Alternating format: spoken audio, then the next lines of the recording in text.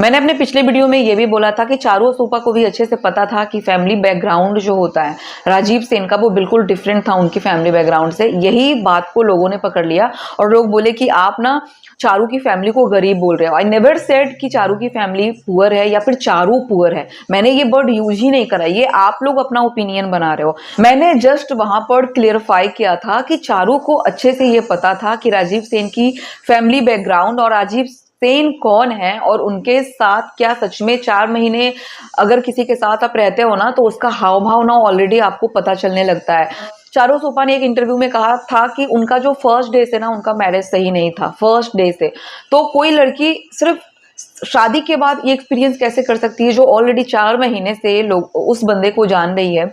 और उन्होंने first day पे ये फील करा कि राजीव सेन उनके लायक नहीं है वगैरह वगैरह। तो ये उनका अपना पॉइंट ऑफ व्यू हो सकता है। अगर आप किसी रिलेशनशिप में होते हो और जब तक शादी नहीं होती है, हो सकता है सामने वाले बंदे का जो नेचर है वो समझ में नहीं आए, बट 4 महीने में एटलीस्ट 90% तो या 80% तो समझ में आ ही जाएगा।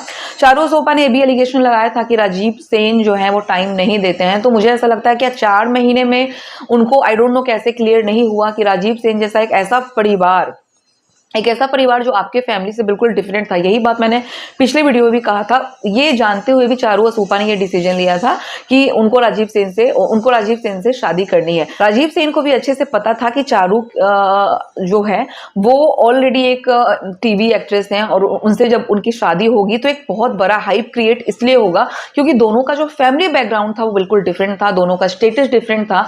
तो राजीव सेन ने भी इसका जमकर फायदा उठाया। सोशल मीडिया पे अगर उनको आज हर कोई जान रहा है तो वो चारू की वजह से जान रहा है। टू बी ऑनेस्ट, ये मैं कहीं भी कतई मना नहीं करती, बट राजीव सेन को क्या अपनी बेटी पे तरस नहीं आती? मुझे ये समझ में नहीं आता। उतनी क्यूट बच्ची पे मतलब दूसरे को भी मतलब एक होता है ना दया भाव आ जाए या फिर उसके लिए सोचना स्टार्ट कर। मुझे नहीं पता राजीव सेन ने अपनी बेटी के लिए क्या करा नहीं करा, क्योंकि ये जज करने का मुझे अधिकार नहीं है। वैसे फैमिली को जो दूसरे के बच्चे को अडॉप्ट कर कर उसका लाइफ सिक्योर करते हैं, रेने जैसा इतना बड़ा ब्रांड, ऑलरेडी आप जानते हो अभी एक कॉस्मेटिक में एक अच्छा नाम उन्होंने अपना बनाया है, वो एक नाम है रेने। और उनका जो गोद लिया, जो सुष्मिता सेन ने जिनको गोद लिया था ना, उनका नाम ही रेने था और उस पर ये ब्रांड क्रिएट हुआ।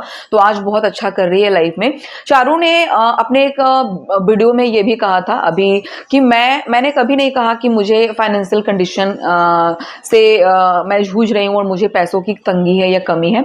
और वो दूसरे ब्लॉग में ये भी बोलती हैं कि वो 1 लाख का फ्रिज अफोर्ड नहीं कर सकती। आई डोंट नो ये कैसे पॉसिबल है कि जिसके यूट्यूब से 2.5 लाख के इनकम आ रहे हैं, इंस्टा से अच्छे खासे अर्निंग आ रहे हैं, वो पेड प्रमोशन